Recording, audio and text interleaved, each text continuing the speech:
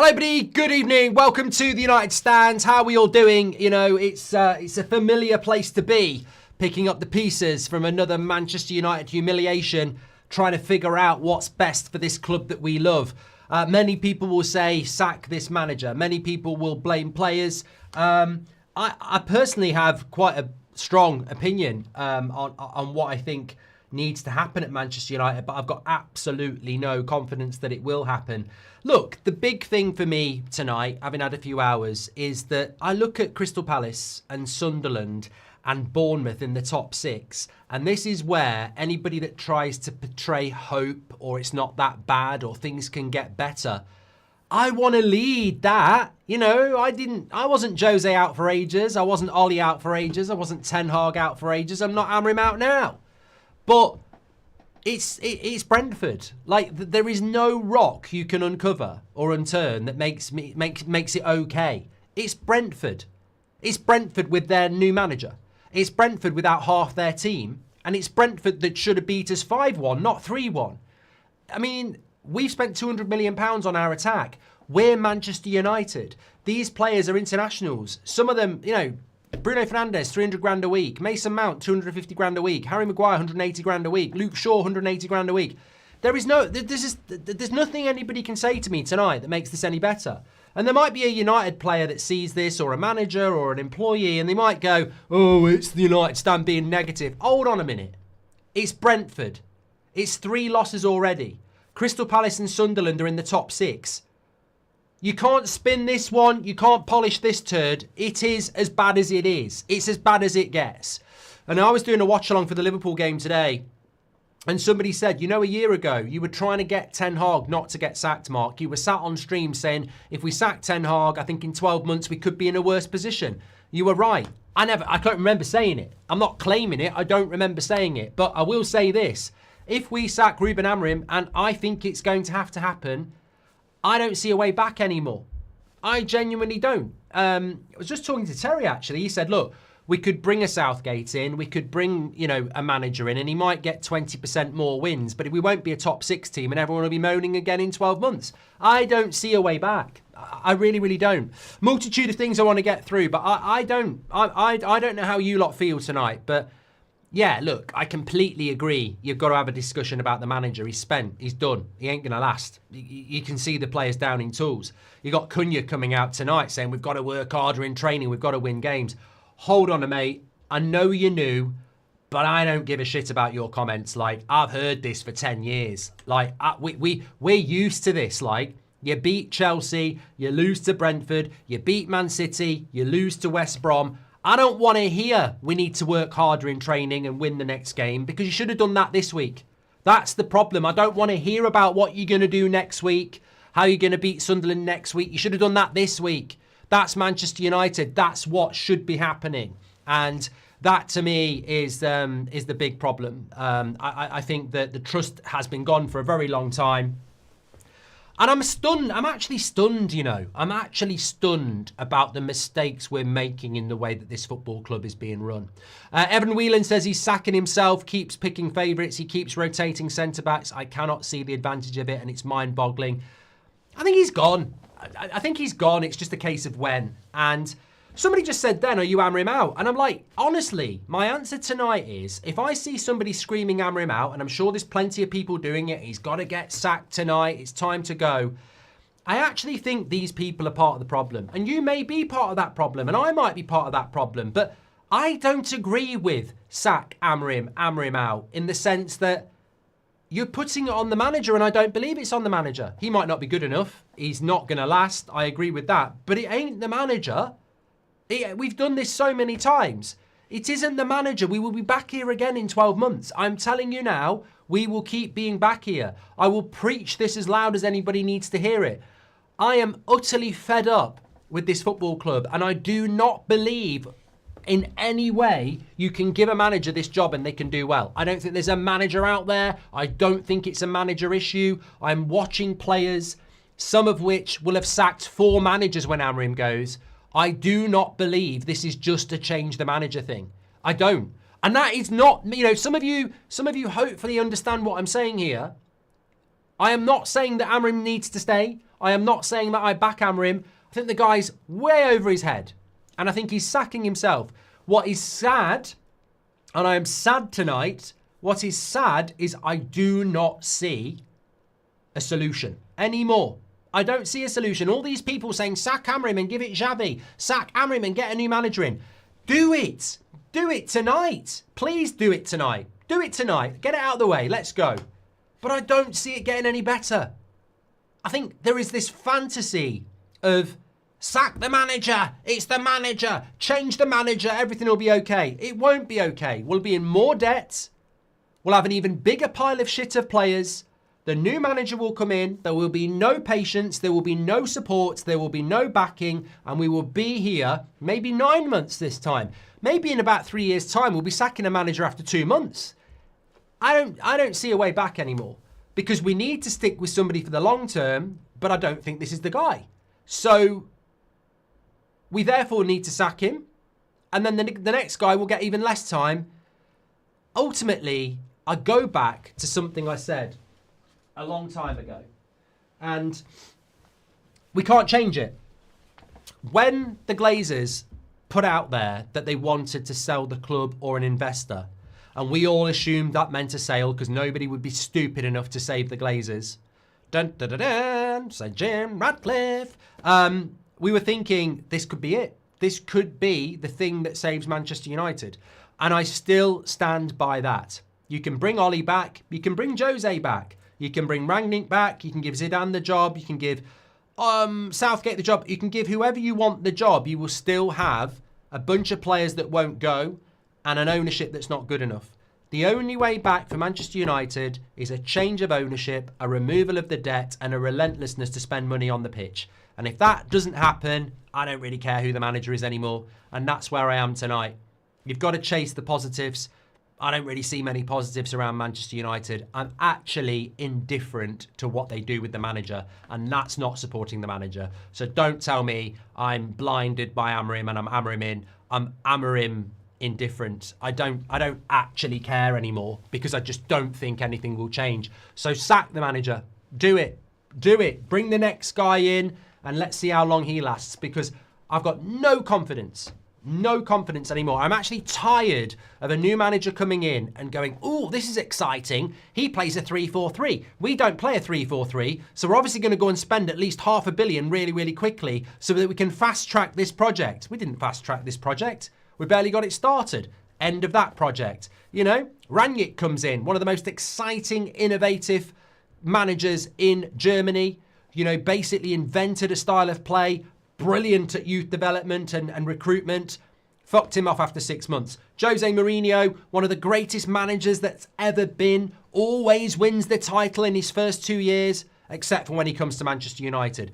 So I can't get excited about your next project because even if it's the best manager in the world, I'll sit there and go, these fuckers on top and these fuckers below will fuck this up. These players won't give it. They won't work hard enough, and these owners won't give him what he needs, and we'll end up back here. I am sad tonight because I do not see a way back for Manchester United anymore. And I'm going to get into your comments, and we can talk about the manager, and we can just make it really small. We can make it really small about Amorim in and Amorim out. We can do that. But I personally am not. For me, Amorim in, Amorim out, Amorim indifferent. I'm looking at the bigger picture. I'm even looking at Amorim's been sacked and I'm going, do not see a way back. Our owners think this squad can get Champions League football. That is laughable. The people who own this football club think this squad can get Champions League football. I said to you 2 weeks ago, Newcastle and Spurs have got far better teams than us. So how the fuck do we get in the top 6 when 5th and 6th have got a better team than us? We ain't getting in the Champions League with or without Amorim. We have not got a team good enough.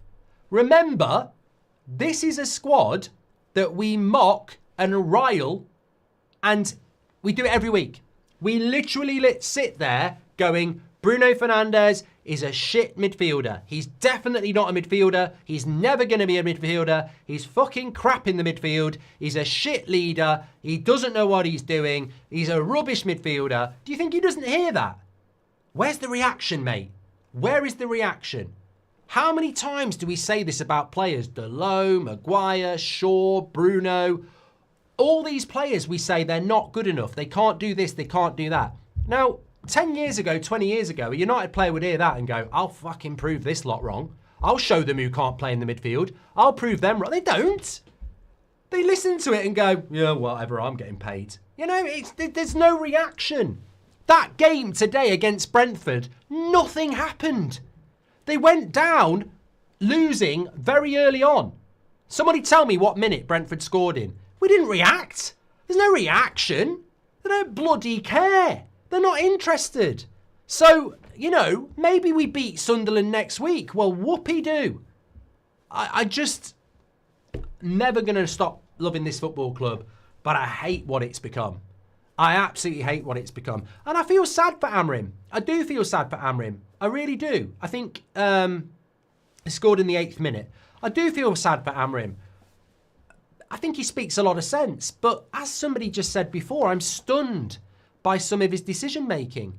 Like Harry Maguire as the last man.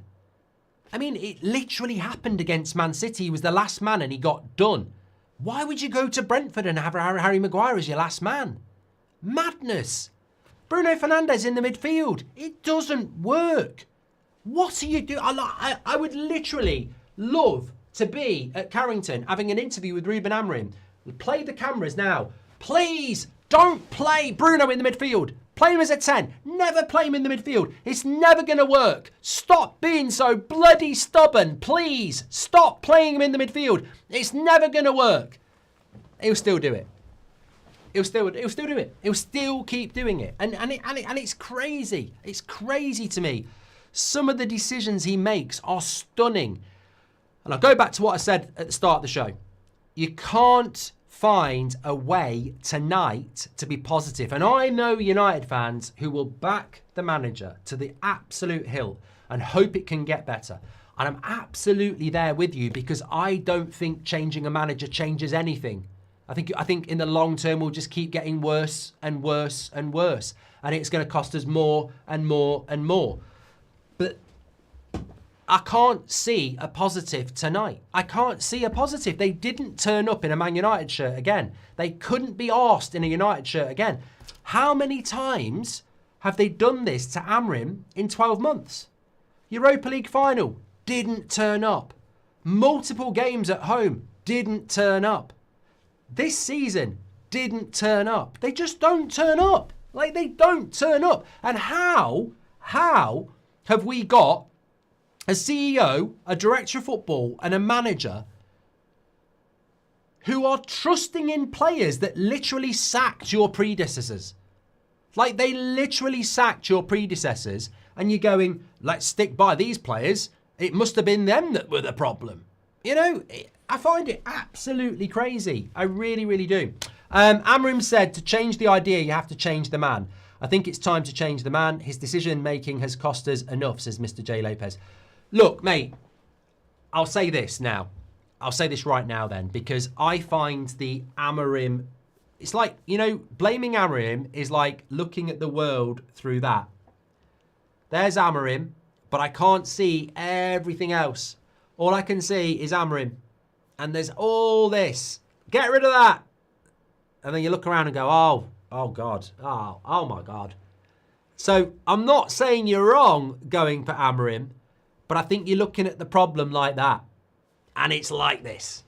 It's absolutely massive. And that's where I am tonight. Take, for example, Bruno Fernandes, right? If Bruno Fernandes kicked somebody up the arse, he'd blame the bloke next to him who's got no legs. And that's the captain of Manchester United. He's the only guy I've ever known who, when it's his fault, blames somebody else. And that's the leader of Manchester United. I mean, how could I look through my life and think, could I have played on a football team with a captain who takes no responsibility and blames everybody else? I'd lose. I couldn't do it. I couldn't work for somebody like that. They do something wrong as my leader and then they'd go, I have worked for people like that, actually. I have worked for people like that and it doesn't last very long. People who are responsible, in charge, they make a mistake and go, it wasn't me, it was them. That's our captain. Like, I'll argue that with anybody. That's what he does. He misplaces a pass and shouts at the person he was trying to pass to. You know, this is Manchester United's captain. It is. Secondary to that, I don't care what anybody says, and I blame Amorim, the club, and Bruno for this. With 2 weeks to go at the end of last season, Saudi come in and say, we want to offer you stupid money to come to Saudi. Now I go, fuck off. I'm a Manchester United player. I'm living the dream. I don't care what you offer me. Leave me alone. There's 2 weeks left of the season. We've got a Europa League final. Just fuck off. What does he do? He goes, oh, for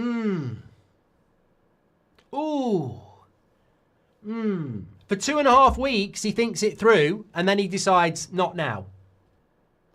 I'm watching a player who is basically in a relationship. Something better has come along. They've thought about it and then gone, not quite now, but they're still thinking about it. We never should have kept him. We never should have kept him. If somebody thinks it through, you go. You're gone. Like, you go. Because he's going anyway at some point. He is not there. He is not there. It's almost like he's playing resentful. I don't know whether he is. It's almost like he's resentful that he didn't go. Now, did we say you can't go? I don't know. But he is not like the Bruno Fernandes I used to know. Not anymore. And this is my thing. It goes way bigger than just Amorim. There are huge problems at that club. If you give me the manager now, the new manager, what's he going to do with Bruno Fernandes? What's he going to do with Luke Shaw? What's he going to do with Delo? What's he going to do with Biinda? What's he going to do with 1 million number 10s and no wingers? I just think the squad is an absolute fucking mess. I was playing FC 26. I'm doing a career mode. When you play FC 26, if you play FC 26 and you're Man United, honestly remember this. Look at the squad and go, what the fuck? If you want to play a 4-3-3, you're like, what the fuck am I going to do with this? I've got loads of centre-backs and loads of number 10s. I only need 2 and I only need 1. What am I going to do? The squad's an absolute mess. Trust me. You look at it and you go, what am I supposed to do with this? And that's not just on Amorim, by the way. It's a dead squad. It's crap. It really is. I looked at Brentford today and I was like, Harry Maguire wouldn't start for Brentford. Luke Shaw wouldn't start for Brentford. I mean, I don't know who would start for Brentford because I think Keith Andrews would go, it's not always about the quality, it's about the team. You look at Crystal Palace, they've lost Eze and Elise, but they're still a team. And I think this is a great point as well. People go, well, that's on Amorim. He can't get the best out of them. If I've got a fruit bowl and it's rotten, I can't win a competition of a painting of a beautiful fruit bowl because the fruit is rotten. In some ways, it's probably easier for Keith Andrews at Brentford than it is for Ruben Amorim at Manchester United because even though Ruben Amorim's got the better players, at Brentford they've got a system of working hard and they've got players that want to work hard. At Man United, we've got rich players who don't want to work hard. And they might be better players than Brentford players, but they don't want to work together. And I tell you what, give me a team over superstars every day of the week. Give me a team over superstars every day of the week. This is why Real Madrid and their Galacticos didn't conquer the world for 5 years like everyone said they were going to when they had people like David Beckham and Figo and Roberto Carlos and Zidane. They didn't conquer the world. When PSG had the front three of Neymar, Messi and Mbappe, they didn't conquer the world.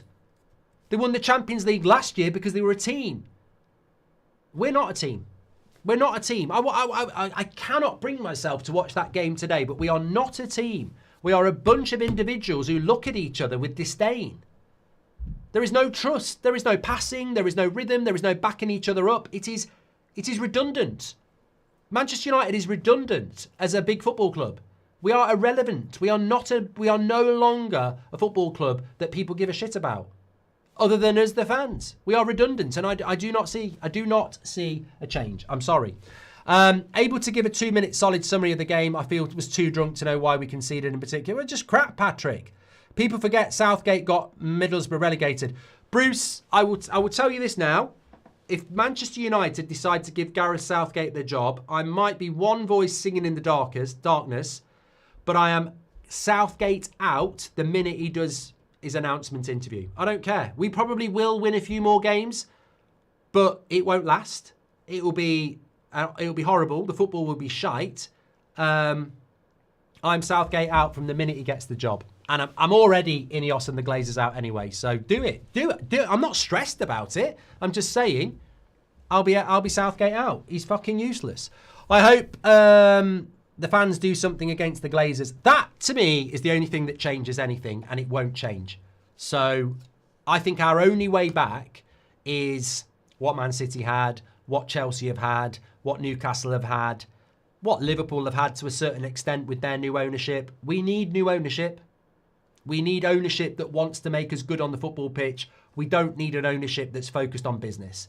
And look, I'm not here to make excuses. Bruno Fernandes is playing in the midfield because Ruben Amorim picks him there. Bienda's playing in goal because Amorim picks him there. Harry Maguire played as the centre-back because Amorim picks him there. Luke Shaw is playing as left centre-back because Amorim picks him there. And can I just say on the Luke Shaw thing, he's been crap all season, and yet again today, lost his man twice. Twice lost his man. One on the second goal and one where the guy missed it. Absolutely shockingly bad. Shockingly bad as a centre-back now. Washed. But my point is, the change needs to come throughout the whole football club. And we're not in a position to do it. Look at the summer transfer window. We didn't buy an experienced goalkeeper. We didn't even buy a midfielder. And we bought the fifth choice striker. We had a shite transfer window. And people wanted to try and say the transfer window was a 7. It was a 5. It was a 5 at best. From top to bottom, the club is terrible. And hey, here I am saying Ruben Amorim is done. Whether it's next week, next month, Christmas, end of the season, he ain't turning this ship around, in my opinion. I hope he does, but I've watched football for over 40 years, and this manager is not going to turn this around. It's not getting turned around. And I would love to get proved wrong on this. I'd love every United player to go, I tell you what, we'll prove them wrong. We'll prove them wrong next week, and then we'll lose the following week, like we always do. But they're not going to. There will be United fans out there tonight going, I'll bloody love it if they turn it around and ram it down the throats of all these negative fans. I'll love it. I'll love it.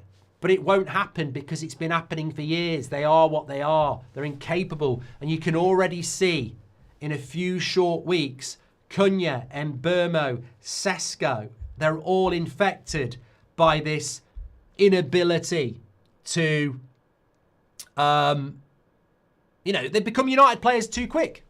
Cunha and Mbeumo were getting goals and assists last year. They're already not performing. They're already putting in 4 and 5s out of 10 in record time.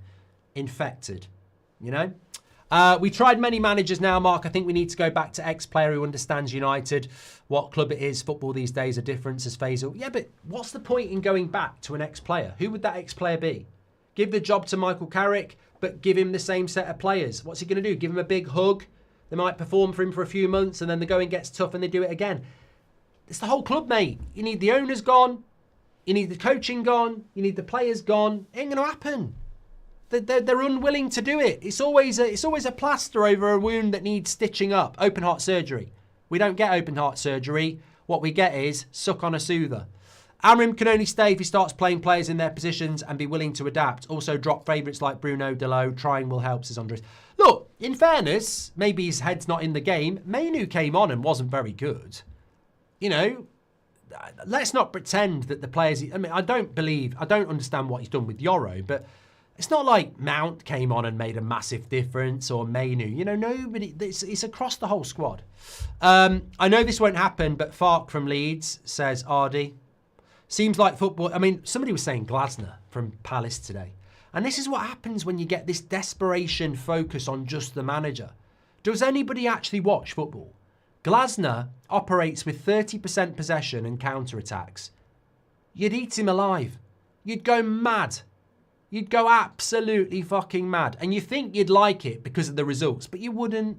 You wouldn't like it. You'd get really fed up of it really quick. It seems like football is getting in the way of these millionaire lifestyles. When our club's soul has been sold, this is payback. Glazers out, says Clell.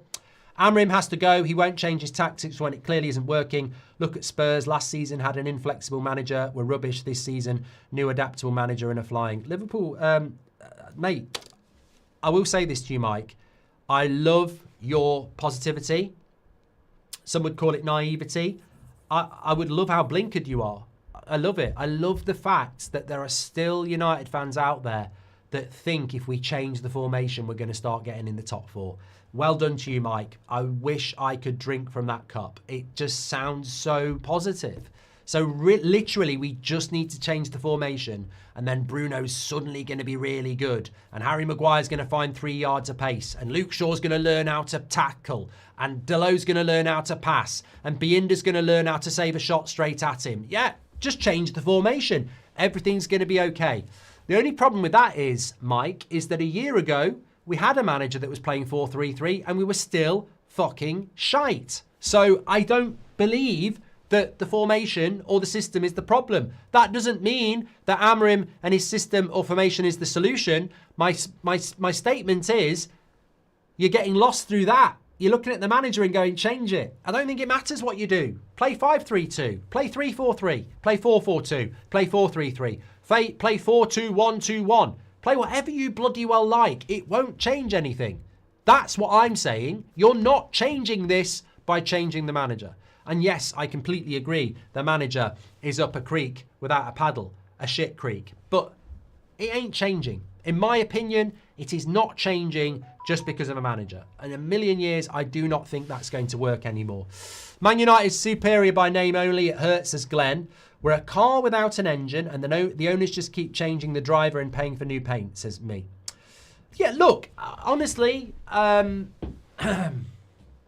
it's quite a scary thing to say because he still would have played Bruno in the midfield. But realistically, if they were going to sack Ten Hag last year like they did, and they were going to go for a transformative manager like Ruben Amorim, then they really should have had $500 million ready to go this summer. And if they didn't, they should have stuck with Ten Hag. There's no point in changing something 3 months in to go with something else that you can't afford to do. It's silly. It's like selling your house when you couldn't really afford the mortgage anyway to buy a house that you know you can't afford it on, just because it looks better. We clearly never had the funds for this move. We clearly didn't, because the summer proved that. Now, I'm not saying if we bought Baleba and we bought Martinez, we'd be any better position, because we'd probably still have Bruno in the midfield. But we might be slightly better, might be a lot better, we might be worse, but they didn't have the funds for it, and they won't have the funds for the next guy. So you give the job to, I don't know who people want at the moment, Zidane, Xavi, Southgate, whatever. They're not going to walk in the door and go, my dream squad. Oh my God. You know the thing is, I really wanted the Man United job, but I didn't realise how good the squad was. I actually don't need any money. I don't need any money. This squad is just so amazing. It's my dream job at my dream club with my dream squad. Put your checkbook away, Sir Jim. I don't need anything. Any manager worth their salt is going to walk in and go, 300 million as quick as you can. And I mean now, and then between half a billion and $1 billion over the next 3 years. Minimum. You're not going to get that. They ain't got the money for that. And every year we don't get in the Champions League, all our rivals get £100 million a year. It ain't looking good. It ain't looking good. The problem is far bigger than what you think it is. I'm not saying the manager's not the problem. He clearly is. The players are a huge problem as well. The owners are an even bigger problem.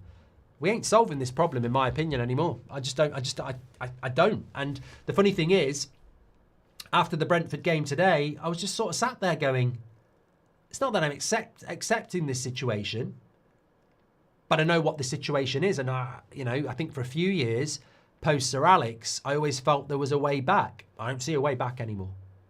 I don't see a way back anymore.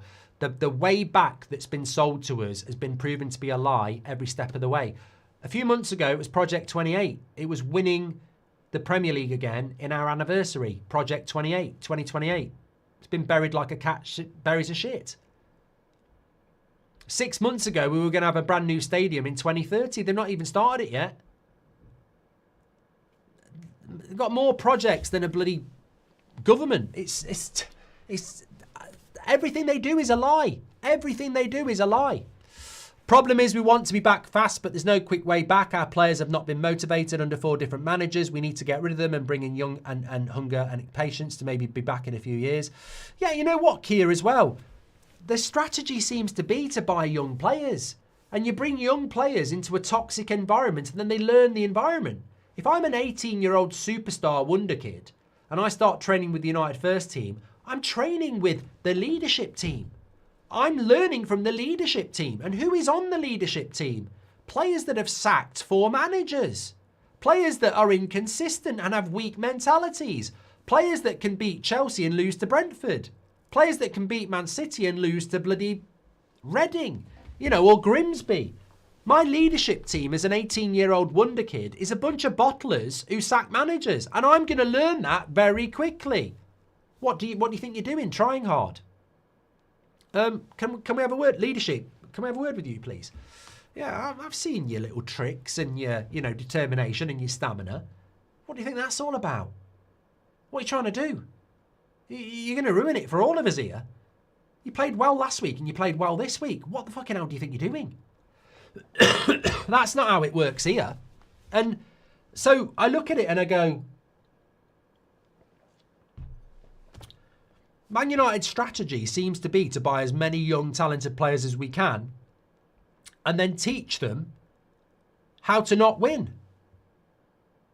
It's arse about face. Swami said, I said it when the Rats took over. Say hello to the new boss, same as the old boss. I would take relegation. Wet dream is Qatar pay 10 billion, says Swami. Nigel Flynn says, over the last few years, we've all thought that Fernandes has a clause in his contract that he's never dropped. It defies logic that Ten Hag and Amorim have not dropped him. He plays for himself, says Nigel Flynn. As a massive fan of Bruno Fernandes,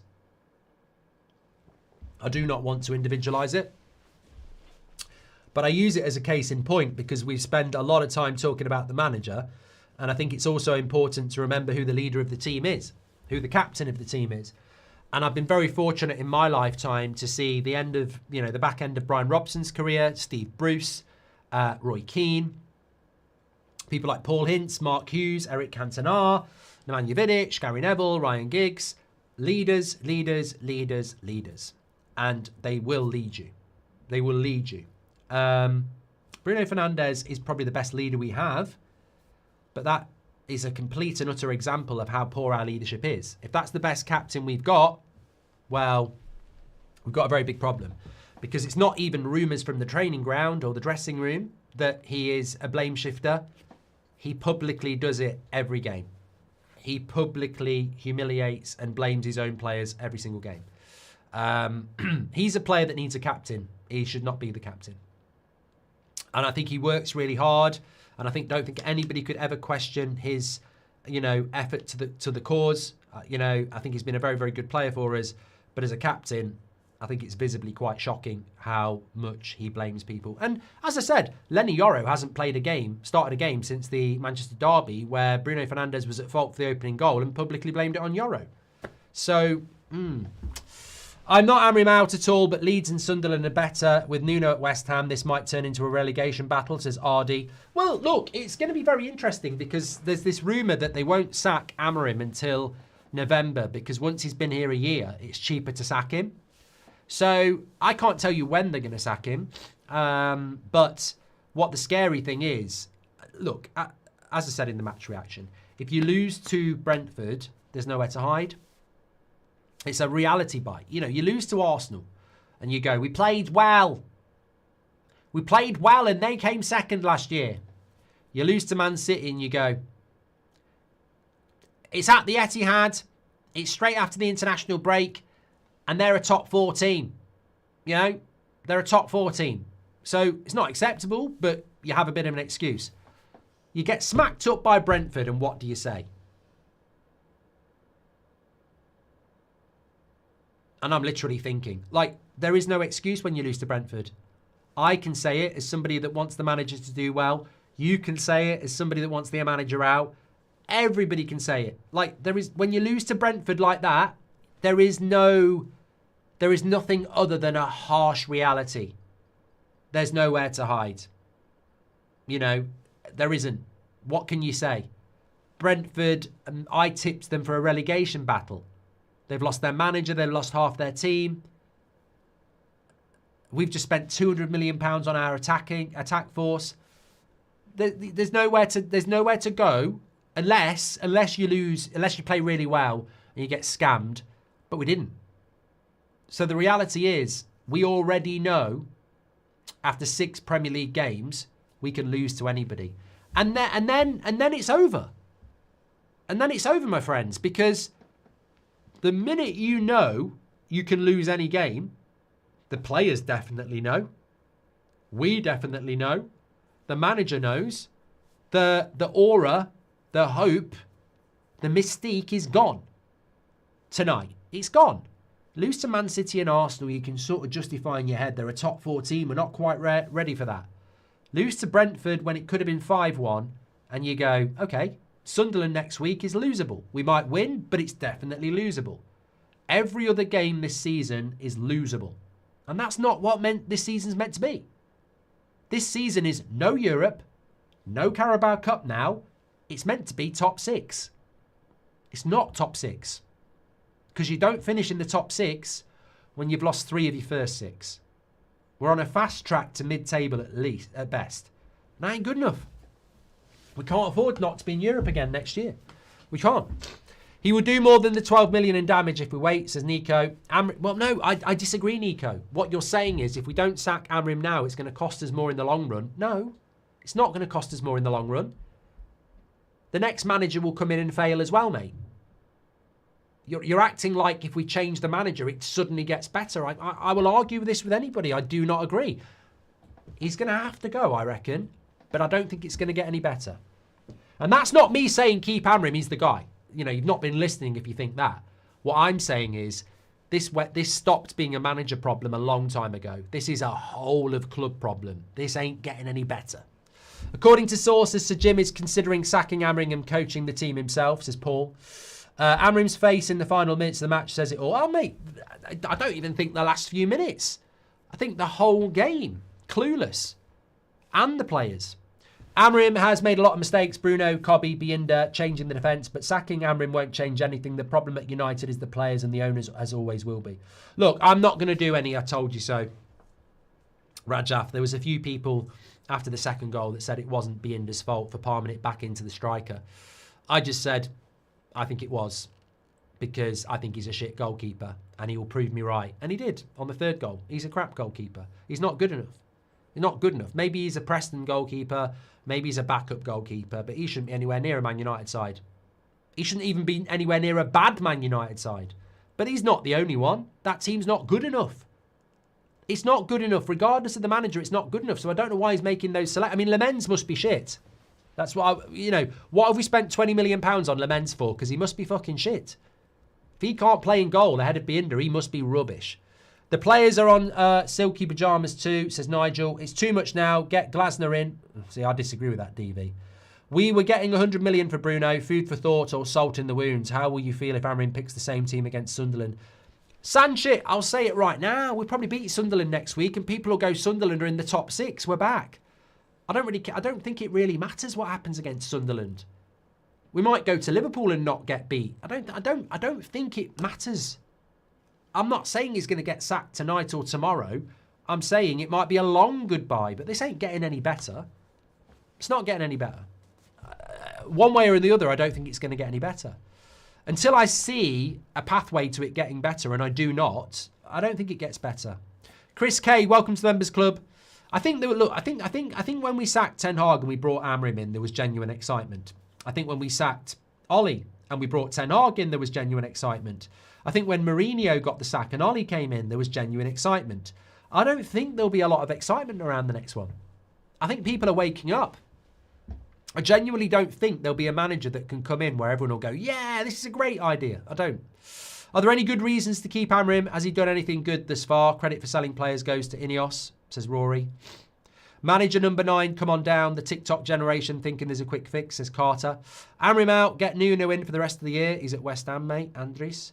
I know Man Utd gave the ball away, but do you notice how Bruno always tries to point the players where to pass and what to do? It's such a distraction and useless.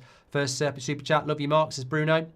I was Amorim in, now I'm Amorim out, but this is on Ineos as well as the players. It's same old players, not bothering again. Get rid of them all. Ineos cannot deliver anything, just get rid. Well, I think you make a great point, Mike, because if I was Ineos tonight, I would be going, I sacked Ten Hag 3 months after spending £300 million on him. I brought Ruben Amorim, and it's been an unmitigating disaster 12 months in, and I decided not to sell Bruno Fernandes for 90 million to Saudi. So I have made 3 catastrophic decisions in the last 12 months. And that's not forgetting all the other catastrophic decisions I've made around people like Dan Ashworth and sacking half my workforce. So if I'm Ineos tonight, I hope there's a little bit of self-reflection to realise that you've caused this shitfest. In Germany, it's Oktoberfest. In Manchester, it's a shitfest. They have made bad decisions. Absolutely. If Amorim is ultimately a failure, who were the people who went and did it? There has to be accountability. I mean, Ineos cannot afford to get Amorim wrong because it was their choice. Which is why I don't know whether the imminent sacking many people predict. I don't actually think it probably will be imminent. Get Baleba, sell Bruno, play Mainoo with Baleba. We need a right wing back. They need to practice how to cross for Sesko. Always give striker a chance, as Audi. Thank you very much for that.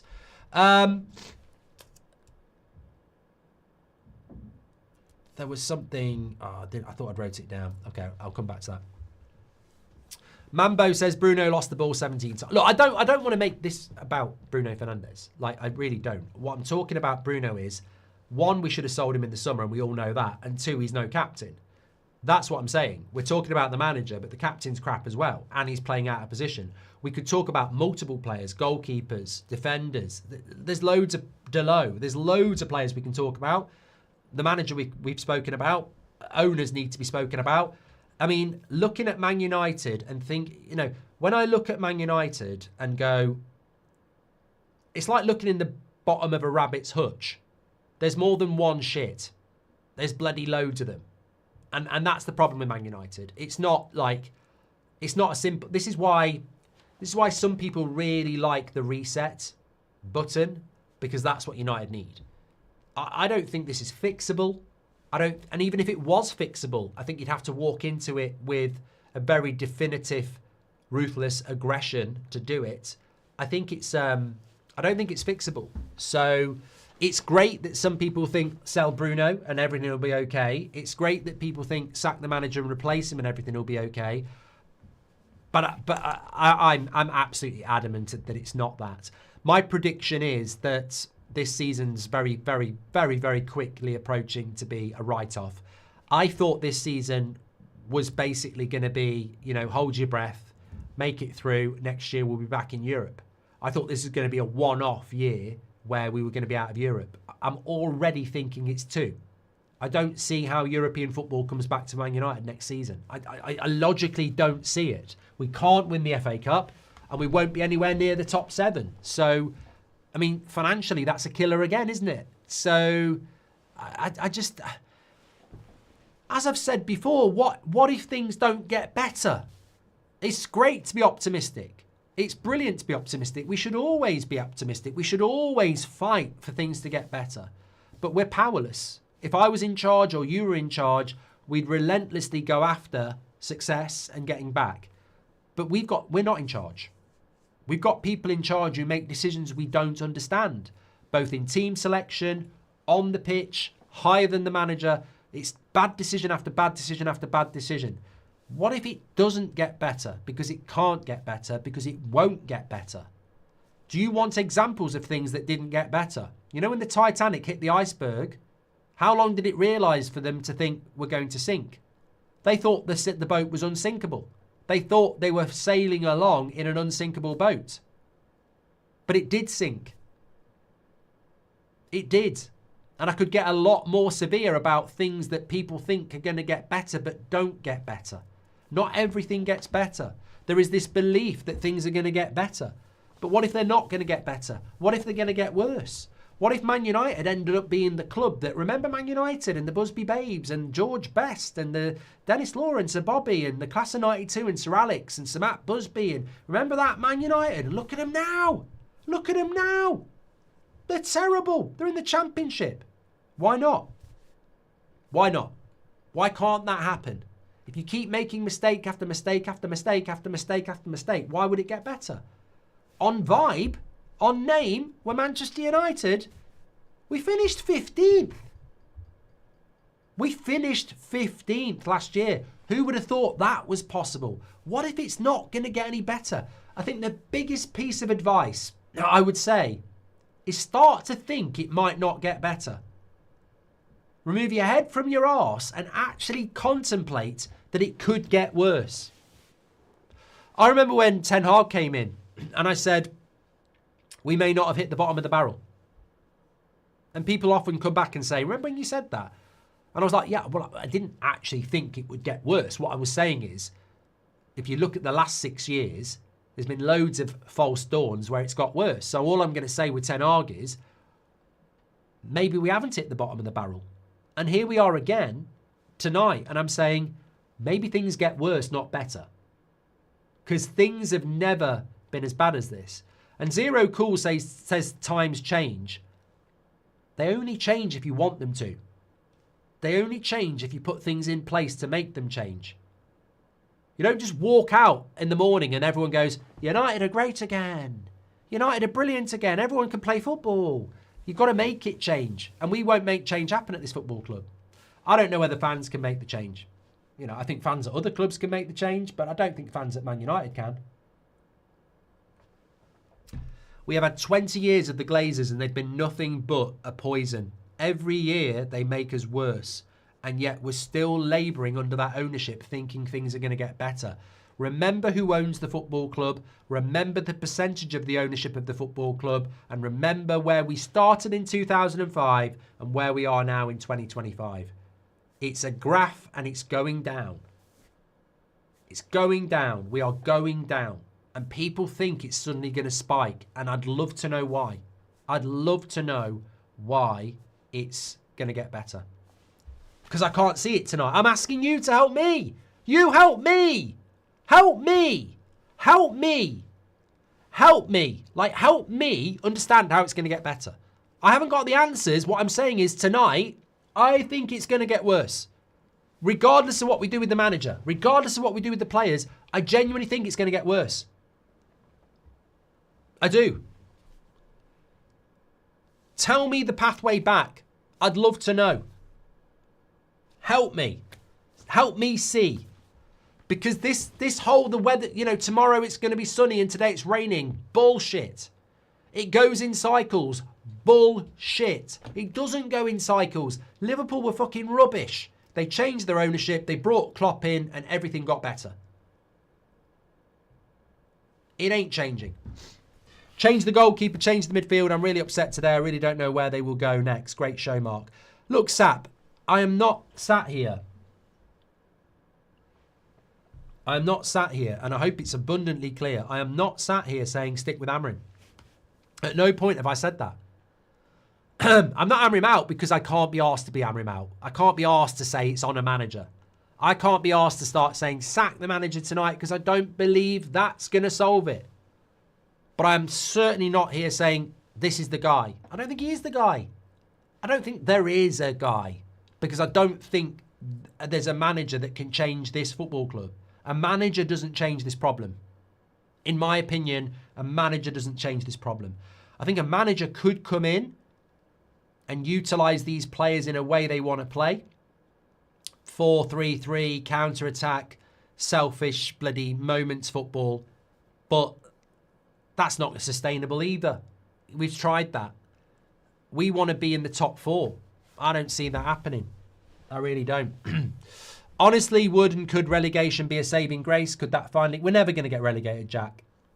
I don't contemplate that because I just don't see that. Man United should get Ranieri or Ten Hag to finish the season, then get Conte, Inzaghi or Ancelotti. We need experience as Brutos. Is Lamens a goalkeeper Amorim wanted? Otherwise, he surely would have gone straight into the team. Well, no, he's not. The thing is, right, I think you make a great point, SP Freely. You make a great point, but this is your Amorim inner, right?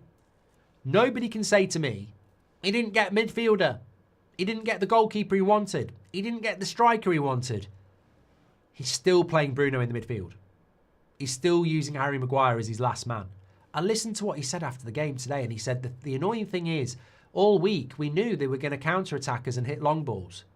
So why did you leave Harry Maguire as the last man, mate? You know, that's not preparing for the long ball, is it? He's got no recovery pace. And that's the problem. Yeah, look, I thought the transfer window was crap. I think we didn't back the manager in the way that he needed to be backed. But he's the guy picking Bruno in the midfield. He's the guy messing around with the back three. Yoro and De Ligt were doing quite well. We break it up. We break it up. Sap says Amorim is in borrowed time, and as much as I want Amorim to have another summer transfer window and then we decide these results are going to bite him. Look, I said before the game against Brentford I'd love to press the button where he gets 12 months.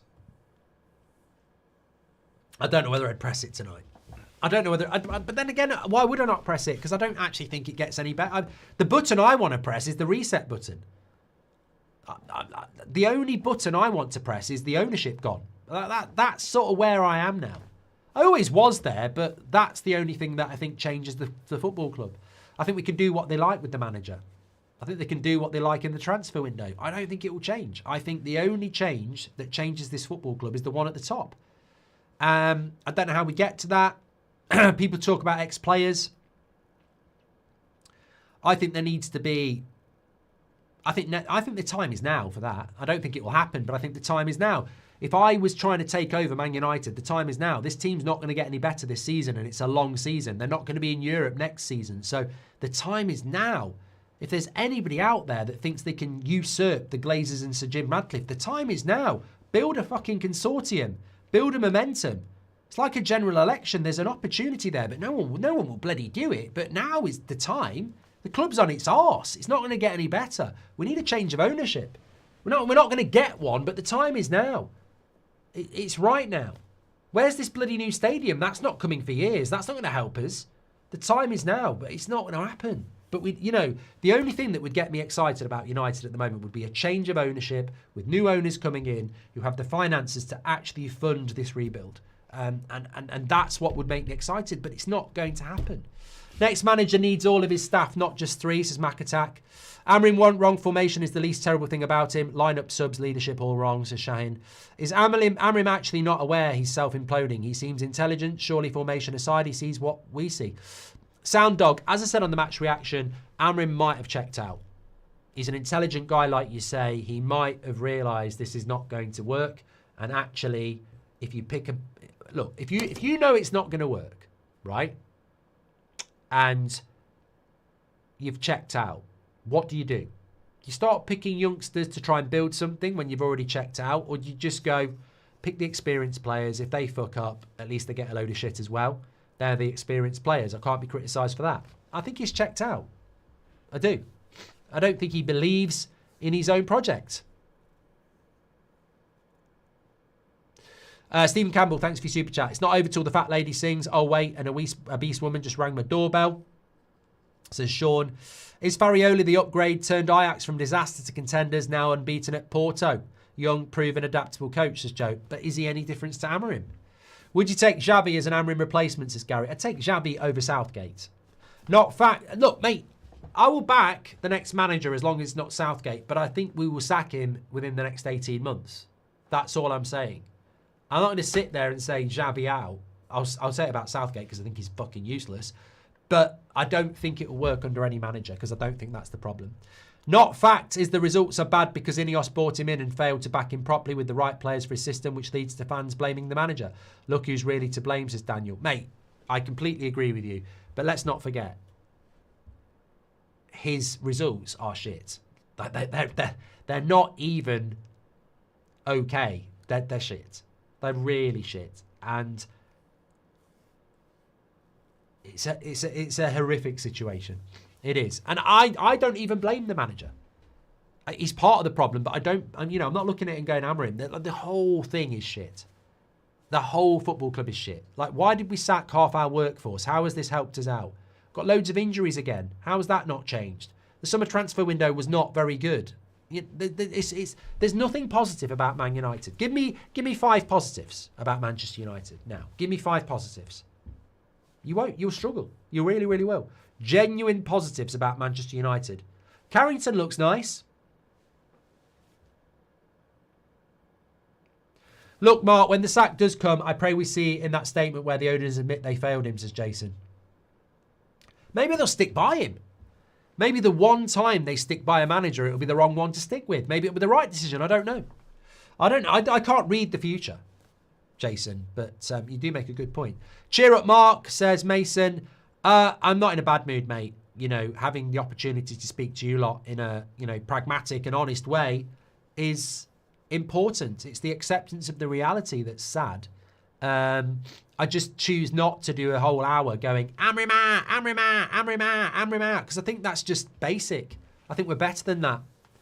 And that doesn't mean Amorim shouldn't go. I think we've sort of said that he will.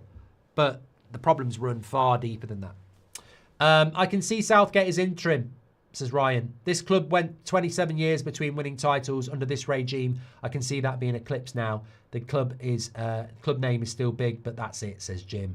Good players come and train with the crap players who've sacked managers after managers. They get all affected by these players, says McKay. If I was a manager at Man United, I'd say I don't want him, and him anywhere near me. They've sacked 4 managers. I don't care what contracts they're on.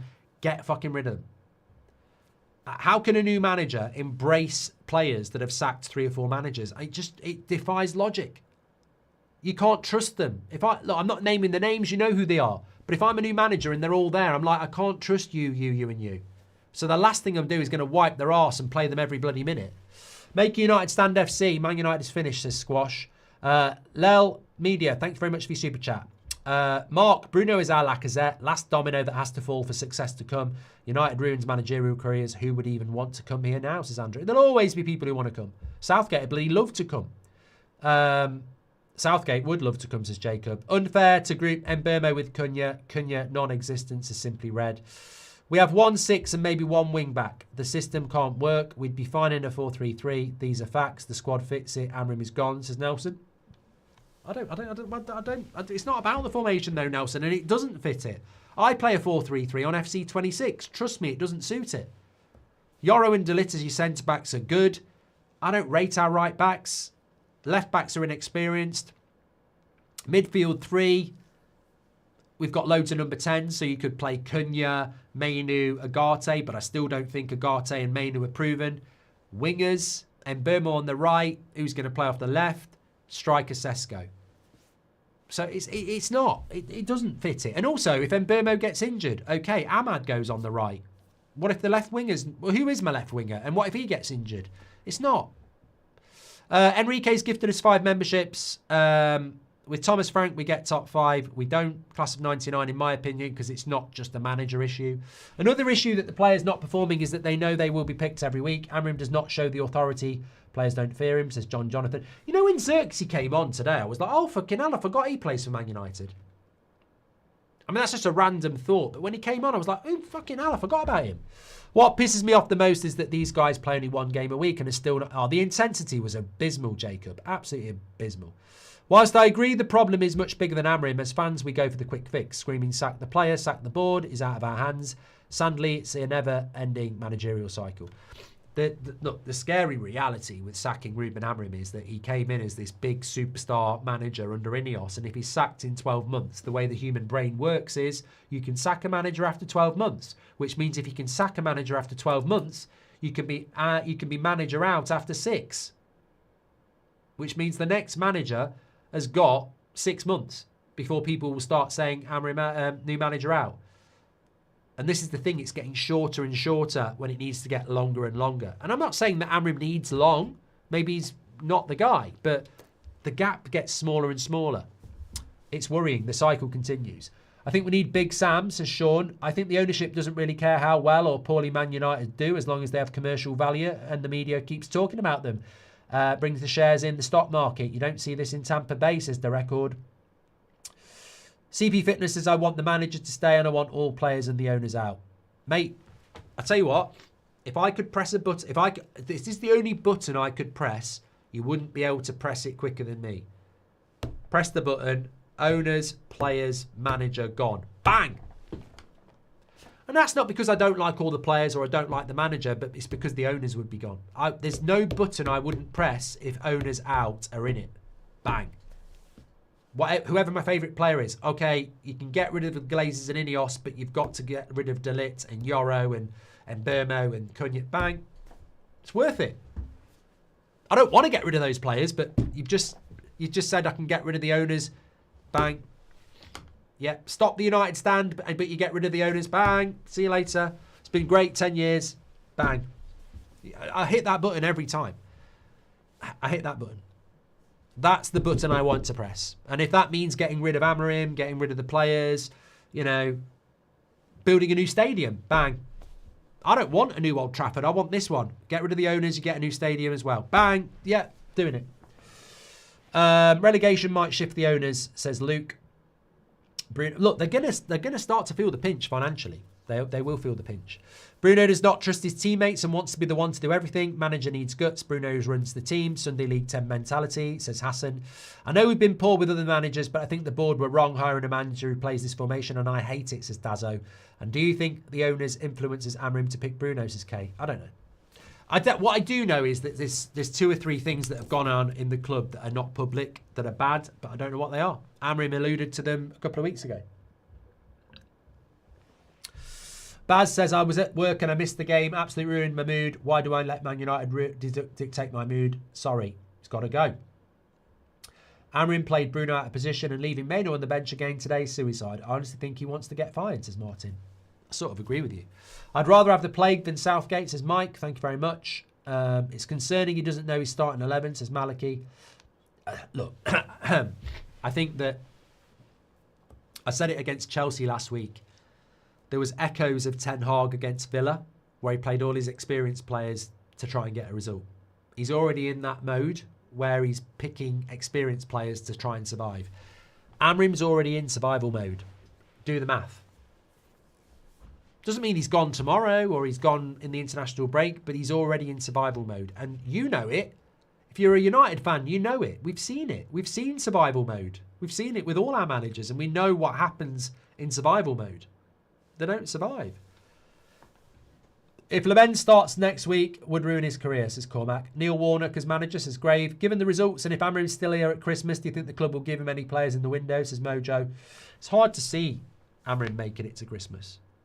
It was hard to predict. I never thought we'd lose to Brentford, but I also acknowledged if we did, it's 1 foot out the door. To win games, a coach needs to develop his players and make them great. I don't see any improvement under Amorim. We need a great coach, says Gabrielle. City sacked Pellegrini after 3 great seasons to get Pep. Liverpool sacked Rodgers for Klopp, and we keep giving managers time, says Sanska.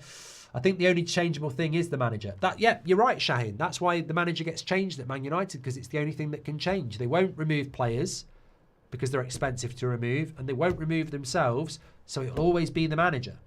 And when you've got a problem, and there's 3 things responsible, but you only ever change the one thing, why do you think the problem continues? There's 3 issues at United: manager, players, owners. And that's been like that for a decade. And every single time we change the manager, and every single time nothing changes, which obviously suggests the manager isn't the problem. Design for new stadium changed, more indecision, says Sound Dog. Okay, I'm going to get off because my nose is blocking up. Absolutely brilliant show tonight. I am on the 10 o'clock show tomorrow, so don't worry about that. There'll be more to discuss, I know. But I've enjoyed the show tonight. To come at it in a transparent and honest way, I really appreciate you all tonight. And if you're not watching live as well, I'm sure you'll leave your comments on what your thoughts are. But I did have a lot of time to think about it, and I did just feel that I didn't want to just come on and say sack Amorim or back Amorim. I just wanted to come on and say how I truly feel. And hopefully I've articulated multiple reasons as to why, for me, I don't see a way back anymore for Man United. You can sack the manager, you can change the manager, you can sack the next manager, you can sack the manager after that. I just think we're going to keep coming back to this point, which is why we've called it a cycle. Nothing's going to change. And losing to Brentford today really highlights that. These results are going to keep happening. Every time we think we're turning a corner or it's going to get better, we'll always come back to this point because we're just not good enough. And the club is run badly and it runs all the way through to the bottom. Remove Bruno, I still think we'll be shit. Remove Amorim, I still think we'll be shit. The only button I want to press is the reset button and change the owners. And we will never get to do that, I don't think. So as I said to you, there's not always a way back. Optimism makes you believe there is. What if there isn't? What if it stays like this? What if it gets worse than this? What if it gets slightly better but not as good as it should? I don't know. Anyway, thanks for being my company tonight. As always, you're absolutely fantastic. The best community out there. Have a great day. Stay safe. I'm going to go and watch a film and switch off. And you know what? As my granddad always said to me, who got me into Manchester United, focus on the quick wins. Focus on the things that make you smile. And we can't control this. Focus on what we can control. We can come back tomorrow and discuss it. We can hope. We can pray. We can't change it. Thanks for watching. Take care.